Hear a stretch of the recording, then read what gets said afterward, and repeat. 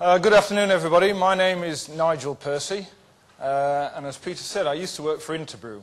The only change to your program notes is I've added my website on the bottom there, take the liberty of a bit of advertising. I'm here today and I'm here tomorrow if you want to discuss any of the stuff I talk about today, but also I'm there on the website, all my contact details, etc.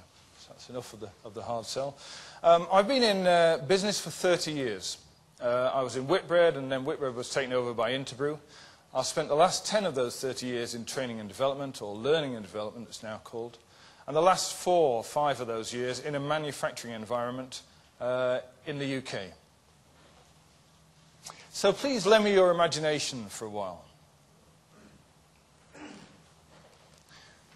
Is this your workforce? Now, I don't mean they're asleep on the job.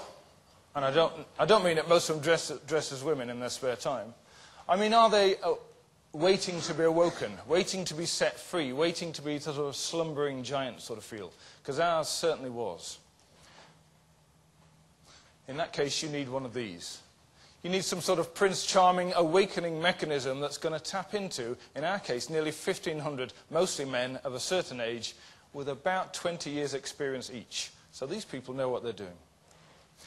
The issue is, when you set about training and development, learning and development, you don't always know what you're going to get.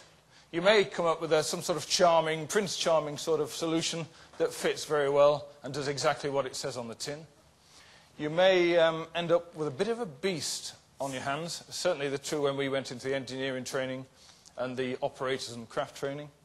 You may turn out with something that's quite small, doesn't quite fit the bill, but it looks useful at the time. Or you may get something you didn't quite expect at all. Let me take you back in time. Back in time to year 2001. I was at the time working in a corporate role and finance within Whitbread and was to become Interbrew. And I was having a good job in there, mostly speaking to managers, senior managers, and on-office clerks. At the time, Whitbread and Interbrew got into world-class manufacturing. So it got into TPM, RCM, 5S, SMED. Stop one of these guys if you don't know what that means. I'm sure most of you are aware of all this stuff. Autonomous maintenance. But I was glad to say also training. Training for the 1,500 nearly people who'd never had much training in their lives. And if it was barked at them rather like we are today. Yeah, they wouldn't be involved in the training, it was just delivered at them. So there I was appointed Learning and Development Manager for Interbrew for the manufacturing and supply chain side in 2001. And I remember thinking, well, just how hard can this be? We're a well-established company. Whitbread's been going since 1742. Interbrew's come over in a seamless transition. And we've got good processes, we've got good people, they've got 20 years average experience in the manufacturing side, and we're a good company. And it's all really, isn't it, about attitude, knowledge, and skill. This whole training cycle is about those 3 areas. Getting the attitude right, getting the knowledge, and building the skill. Take the pilots who flew you here yesterday or today. I assume most people came in on an aeroplane. Mine was called Antoine, he told me this morning. And that pilot probably started out at the age of 17, 18 with an attitude about wanting to fly. Yeah? He wanted to be a pilot and all the kudos and the money and the stuff and the foreign travel that goes with it. Now, if I was doing that, if I said, well, I'm really keen to fly an aircraft. No, I'm really, really keen. And I've looked at lots of movies and things. How many people in the room would go with me this afternoon in the aircraft? No takers. Make a note of that. Okay, what about if I got past this attitude thing and actually started to apply knowledge? So I read a lot of books. I'd got Aviation Weekly and Monthly. I watched videos. I went and sat at Manchester Airport every weekend and watched planes landing and taking off again. Any more takers now? Okay, I've got attitude and I've got the knowledge. What I haven't got is the skill.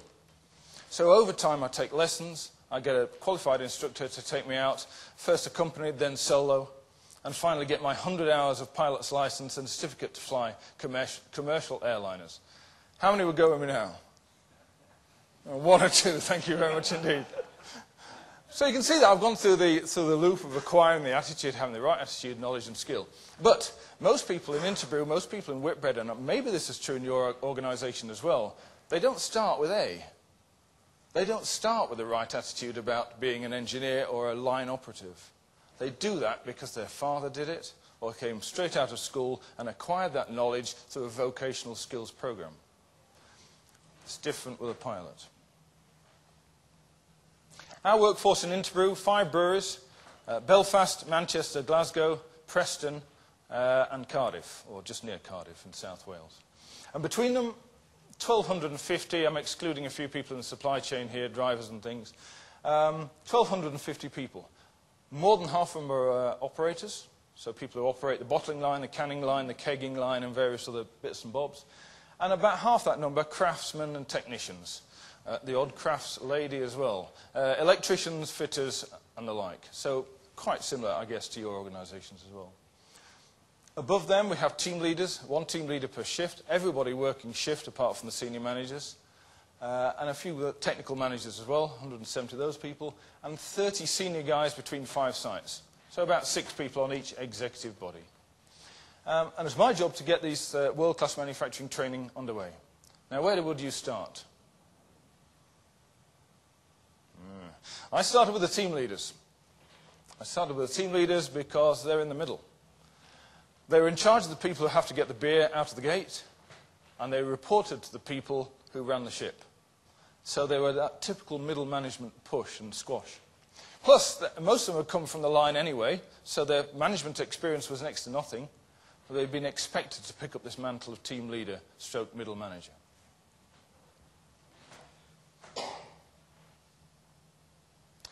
We embarked on what we call now an ILM certificate in the UK. It was called NEBSM certificate at the time. It's now ILM, Institute of Leadership and Management. It's a supervisory certificate to level 3, equivalent to an NVQ level 3. And it had a stack of stuff in it. Yeah. I'll not read these out, but most of the things that they were here were the first time they'd ever come across things like negotiation skills, certainly key employee relations areas, like diversity and absence management, stress management. The things, however, they needed to do this on a daily basis. Treat guys with stress and factors about absence, diversity, and also increasingly they needed to know about finance, one of the key drivers of the organisation. They knew nothing. And also IT. IT was in their life on a daily basis for 12 hours a day. And they'd had no training before in this.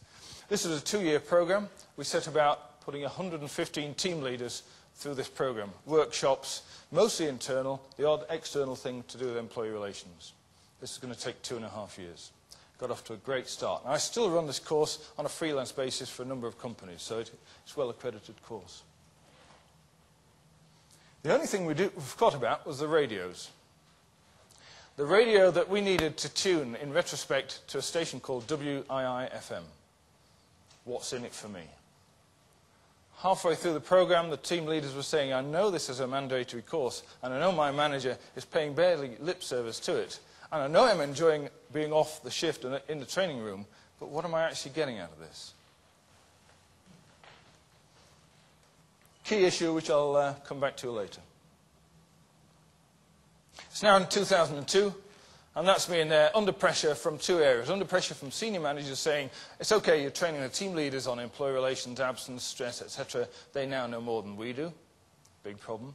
Also, under stress from the workers, the operators and craft, who said, this world-class manufacturing, you're training people in it, we don't even know what it is. We're here 12 hours a day and we need to know more. So we now switched our attention to the operators and the craftsmen. So 1050, just over 1,000 people doing this role, operators and craft, and we embarked on a 5-year program across the whole of Interbrew UK. Supported, I might say, by Interbrew in Belgium, the head office as well.